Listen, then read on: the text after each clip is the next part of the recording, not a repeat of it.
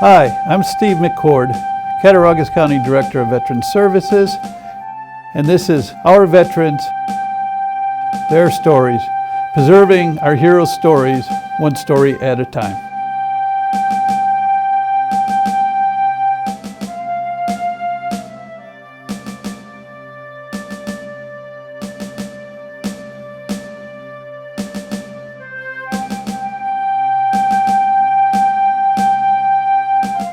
It was 1968. It would have been March.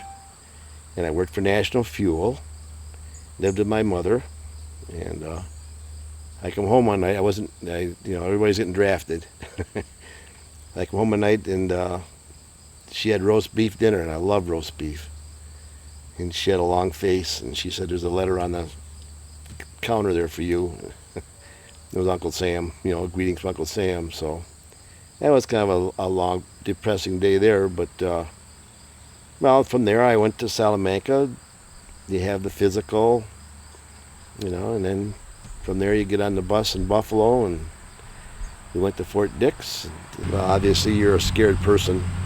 Everybody's screaming at you, sergeants are yelling at you. You're not even in uniform yet, and they're in your face just giving you a hard time, But you get your gear at Fort Dix, and we all slept in one big barracks then. There was one big long room. There wasn't any separate rooms. So from there it was, up at 5:30 or 5 o'clock and training and well, you had to register with the Postal Service when you were 18. Mm-hmm. How they picked your name, then there was no lottery when I got drafted. So I do not know how they picked my name. Later on, you had a number. Where in my case, I did not have a number.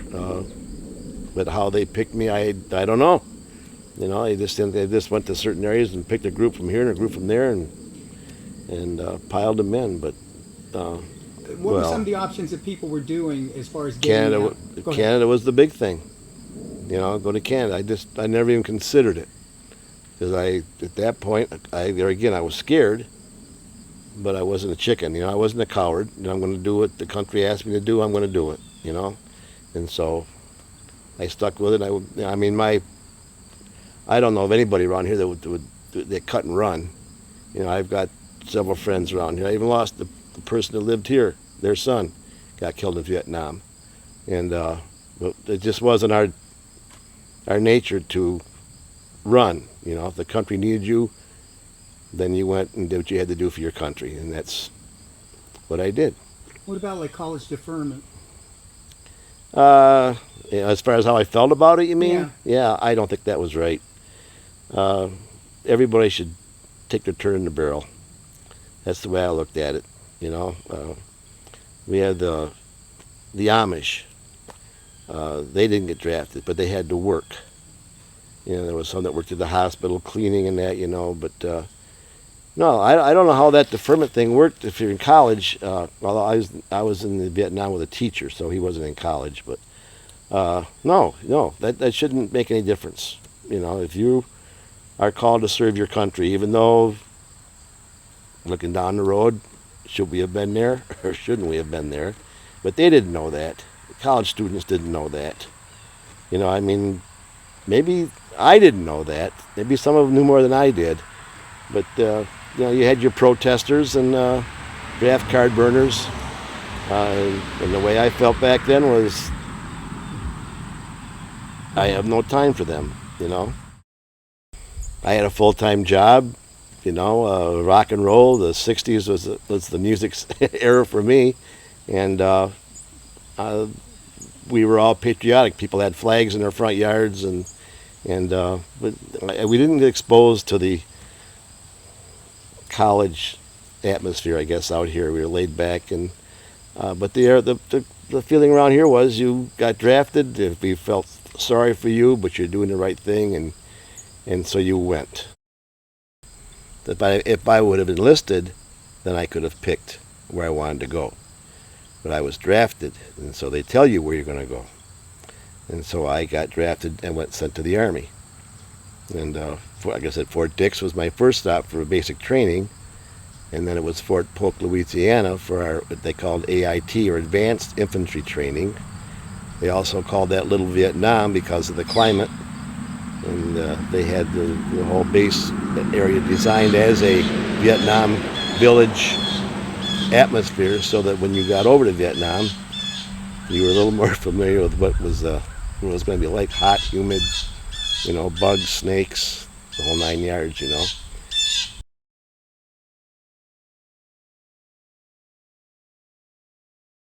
But now, as far as going to Vietnam, it always fascinated me that I flew to Vietnam in a commercial airline with a stewardess.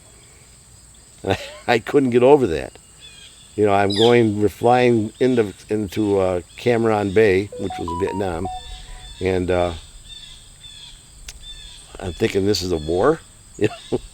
There's something going on here. Once you got off the plane, you knew where you were because the heat hit you in the face. It was really, really hot there. But there again, you were scared, and they right away got you into what they called cattle trucks, which were just open flatbed trucks with racks on the sides, and shipped you out to the middle of nowhere in a truck to live in the mud and the hills for a year. Well, where I landed, it was rather flat, rice paddy area, water, of course they were known for their monsoons over there, so when I landed there, it wasn't the rainy season, so that wasn't the problem. But I ended up, I didn't realize it, but they have mountains in Vietnam too. And so that's where they put me. They called it the Central Highlands. So there was a hill area, and that's where I ended up with the 4th Infantry Division up in the Central Highlands. So I wasn't in the rice paddies like a lot of them were. I was up working with tunnel rats. They would, there'd be tunnels in the mountains, and they'd have tunnels. They'd live in the mountains, the VC. So that's what I was. Down in the flatlands, it was more booby traps and ambushes, and more flatland, a different style of terrain. But there were highlands, and that's where I was in the highlands. Did they have 4 seasons? Well, monsoons and summer. I never noticed other than warm weather. I never thought about it. But there is a monsoon season where it rains constantly, and dry socks were a godsend. My mother would send me dry socks because your feet were always wet.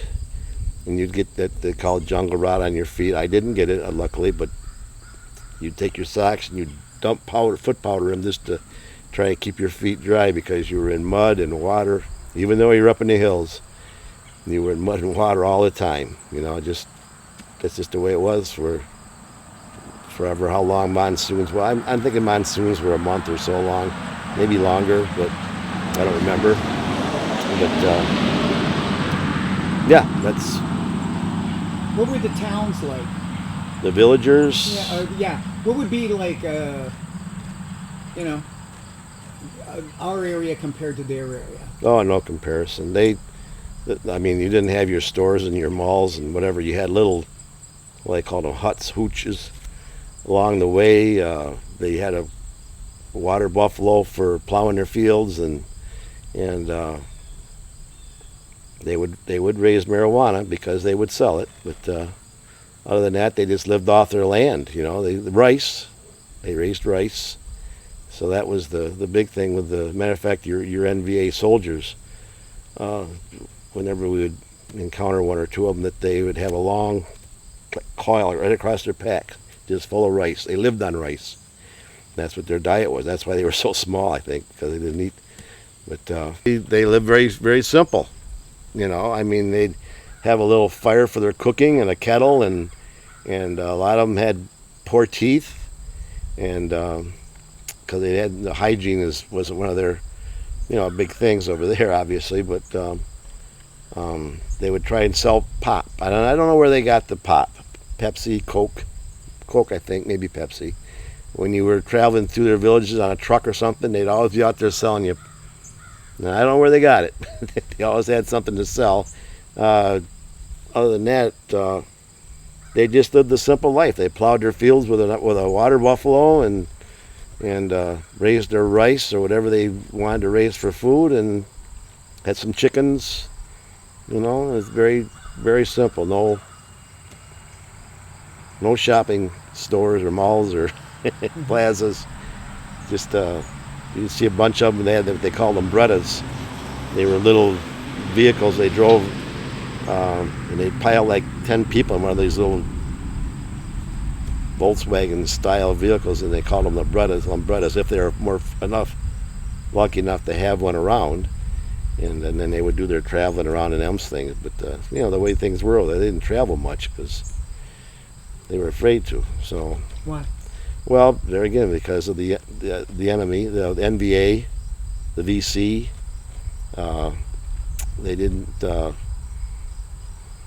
They didn't really want to get involved with what was down the road. You know, maybe there was an ambush. Who knew what was down the road? You know, there was no safe place. You know, and they knew that. And if they got in the middle of something, and once in a while they would. Maybe I'm off the track here, but the thing was they were farmers by day and VC by night, which meant that they would put on the black pajamas at night and go out and shoot GIs or ambushes or go back to their farms in the daytime. NVA were the military soldiers, trained at one of their military camps, somewhat like I was, where your VC were just, I guess you'd call maybe sympathizers. They were just people that just like me, that lived in their house in the daytime, and at nighttime they would just get together and go out and do their ambushes or whatever they were going to do, and then run back to the village before daylight and go right back to plowing their fields with their water buffalo. And a lot of times what we would do is, because I was infantry, we would watch a village overnight before we even went to it and see what left and what came back. And then you would go in and maybe I'm getting off the track here, I don't know. And it wasn't very pretty. We had a Korean with us. We called him Rocks, Republic of Korea, and they had no love for Vietnamese NVA. And what they would do is we'd go into the village in the daytime, knowing that someone had left there at night, and they would bring all the villagers into the center of the complex. And the Rock soldier, would just grab one of them because he was also our translator.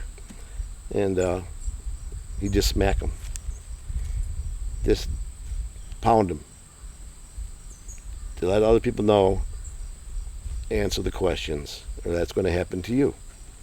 You know, and so either they would cooperate and answer the questions, or it would get rough, you know. But if you knew that something was there, you'd go in and you'd just start tearing the village apart, looking for things, you know. You go into their homes, their houses, you'd look, they would, like I said, they lived underground pretty good. They'd have tunnels, and they'd have them covered very well, where if you really wouldn't know it was there because it was so well camouflaged.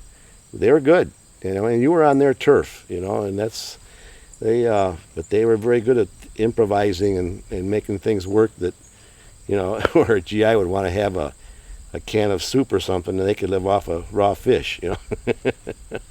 But they were good. They were tough people. But that's basically what they would do.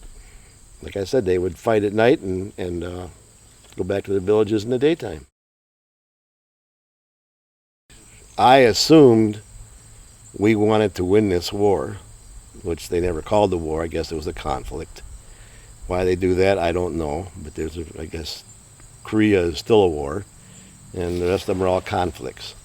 I think this is old stories. You would fight for a hilltop, take over the hilltop, be there, set up a base camp, dig a trench around the top, sandbags, bunkers, whatever, and then you'd leave it.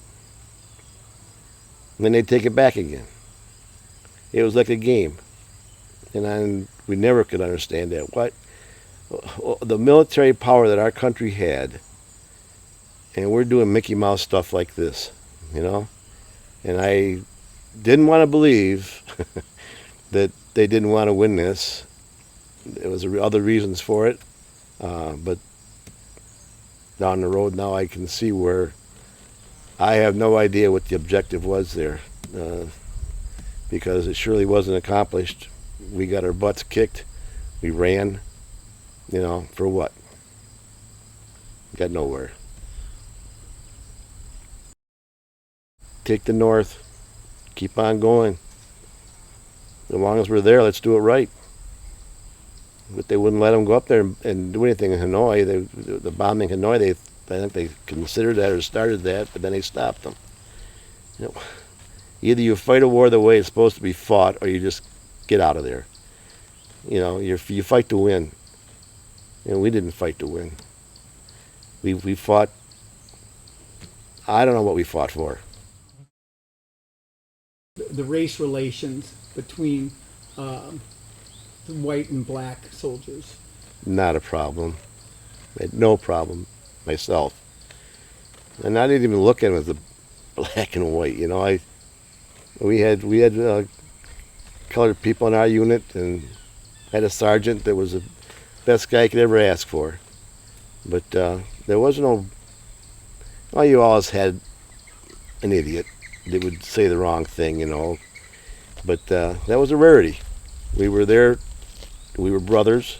We stuck together, and we knew that, And there was, as far as I was, where I was, and the people I was involved with, there was never any racial stuff at all. There may have been, by, like I said, some idiot, but we all got together. We worked together. We had a job to do. We wanted to come home, and so you watched each other's backs, and some came home and some didn't.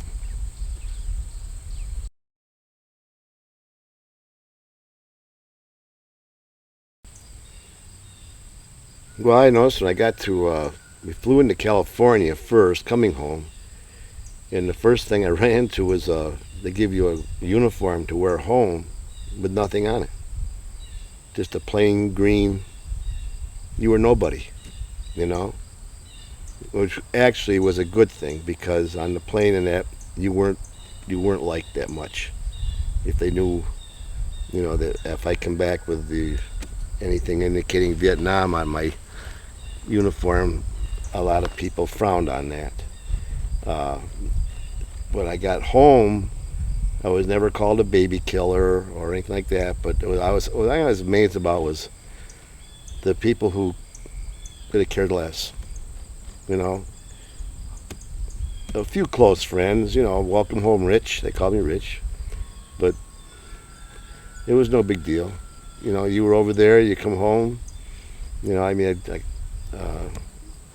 I got wounded, but that was the big thing, the topic. But you were nothing like the World War II people that were one that deserved recognition and got it. There was nothing here. Just come back. I don't know if you want to print this or not, but I Keep going. put well, she wasn't my wife yet. I didn't get married till I got home, but she had a green Volkswagen, and I put a case of beer in the back seat on a cooler, and I had beer for a week. Just drove around and saw people, but there was no big.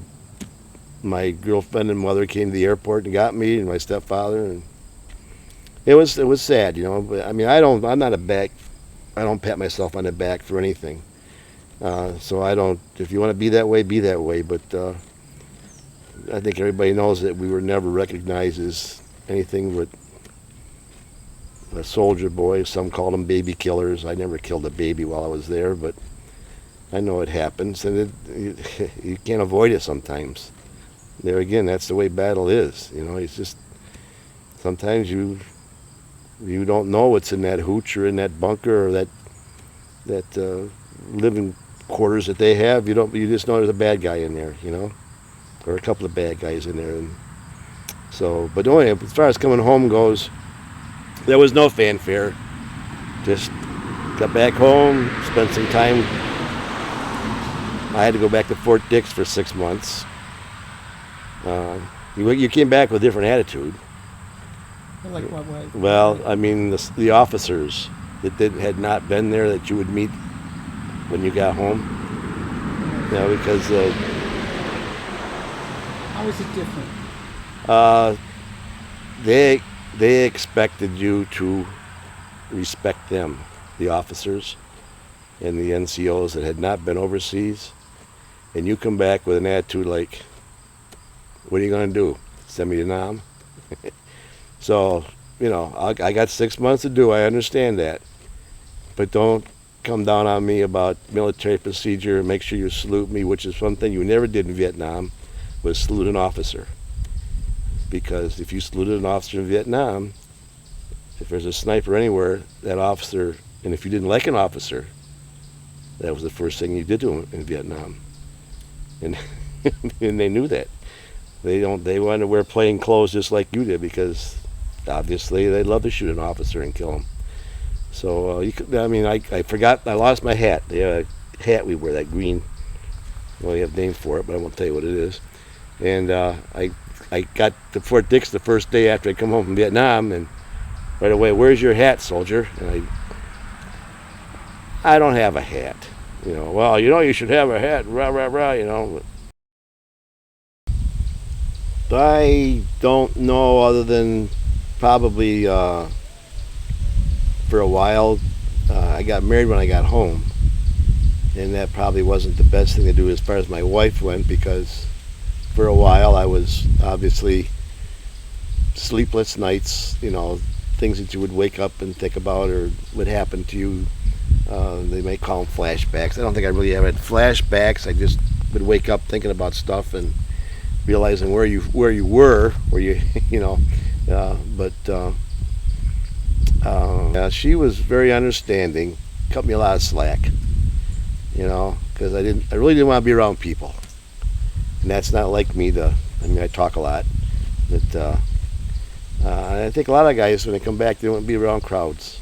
You know, for some reason, you want your space, you know, and that was one of the hardest things, you know, is because my wife liked to have parties, not wild parties, but she liked to entertain with friends, and I could care less about that. And I know I was a pain in the dupa for a while there, just to get used to laughing and having a good time again, and so that was one of the biggest problems I guess I had, was getting back in the groove again of socializing. And there again, you know, you almost felt guilty, because it just, why isn't somebody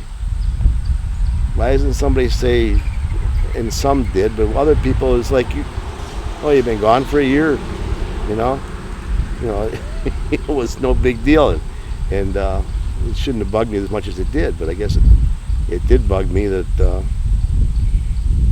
I didn't think I was a hero, but I'd served the country for a year overseas, and but as far as her, my wife, like I said, she was a saint.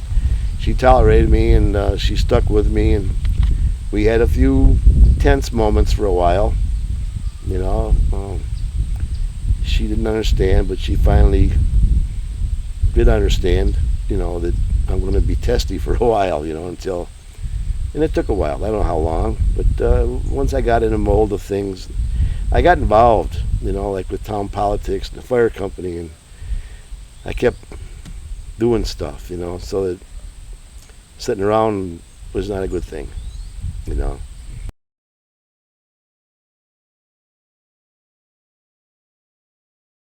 I sit on this porch at night and you still think about stuff that, well, that's any soldier, you know, anybody that was in that type of situation, you're gonna be that way, you know. It's never gonna leave you, you know, but Why doesn't it leave you?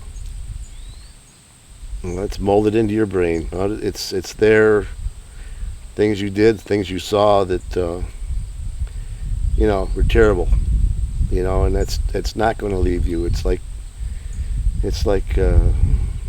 well, I don't know, I'm just trying to think of something, a disaster of some kind that you'd see, whatever it may be, that you think about it I saw that tornado go through that field and tear the trees up, and it's the same thing with Vietnam. You saw things that were terrible, horrible, and you were part of it, and that hurt. And you think back at those things, and you don't forget them. You just don't forget them.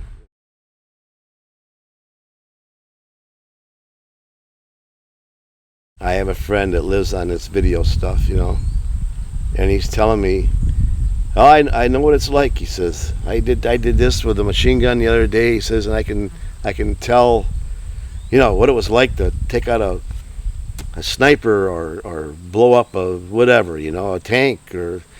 And I'm telling him, no. It's like the Grand Canyon. We went to the Grand Canyon. You can take all the pictures you want of the Grand Canyon, but unless you're there and see it, you can't describe it. I mean, you can't appreciate it. And video games, I don't understand the fascination in this shoot 'em up, blood and guts, but that's what a lot of them are, and they're fascinated by that. But it's not a game, it's not a game. And these people that do that and think it's just a cool thing to do, and it's so simple just to sit behind a remote and blow people away. How nice that would be if we could fight a battle that way, but it's not that way. People die, and it's the price you pay. Was it? I was more sensitive to what was going on as far as the government and the things they got involved in. Luckily, and it got down to, of course, my boys are very supportive of me. They say the pledge to the flag. They stand up for the national anthem. They were brought up the right way to respect the flag and respect the country. But what was your question again? I lost it again. When did you start to, how did starting to love again? Yeah. Well, what I was going to say was, now that I think about this, is when we went to Baghdad, the military, which was like 1990, something like that. They were talking about bringing the draft back, and I wrote a letter to my congressman. I volunteered because I said, "Take me, not my boys." Because I've been there, and I don't want my boys going through that. So, anyway, I was too old. I was too old. They said, thank you for whatever, but we can't use you. Luckily, the draft didn't come up, so we got through that okay. But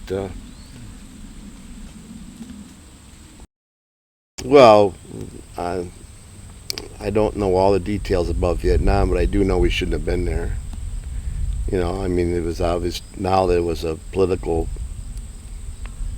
I'm not sure what it was, to be honest with you, but we shouldn't have been there. And I'm very conscious now as to what we do. And it's a shame. The way, and I'll go to Afghanistan right now, the way that was handled. The military was totally disrespected there, as far as I'm concerned. They weren't appreciated. They weren't listened to. I don't think now we have the. We don't have the patriotism we used to have, obviously. My big thing is going around looking at flags. How many homes do you see with a flag on them anymore? Not very many, unless there's a war. Baghdad, we took over Baghdad. We went in there. Everybody had a flag. The Bills games, red, white, and blue. And now it's, hey, I can drive my car. I can go down to the store. I don't care. It's no big deal. You guys are in the service. You're there. If we need you, we'll call on you. But there's no patriotism anymore in this country, and it's sad. And things like that, Afghanistan didn't help any. But am I answering your question? Am I doing? You're doing good. But it's just we don't have the World War II go get 'em that we used to have. It's just not there anymore. I think probably a lot of them go to Canada now rather than fight in the draft, or than accept the draft. There'd probably be busloads of them going to Canada if they could. But I don't know.